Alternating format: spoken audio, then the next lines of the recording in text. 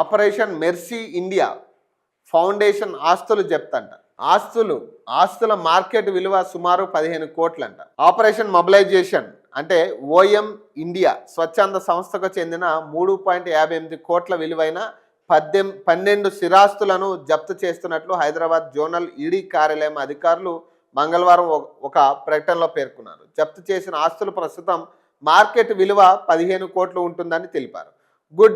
Good షేపర్డ్ పాఠశాలల విద్యార్థుల నుంచి భారీ స్థాయిలో ట్యూషన్ ఫీజులు అనుబంధ ఛార్జీలు వసూలు చేసి దుర్వినియోగం చేసిందన్న ఆరోపణలపై దర్యాప్తు చేపట్టిన 196.6 కోట్ల విదేశీ విరాళాల దుర్వినియోగం చేశారని సిఐడి కేసు నమోదు ఆధారంగా మరో కేసు నమోదు చేసి దర్యాప్తు ప్రారంభించినట్లు వెల్లడించారు.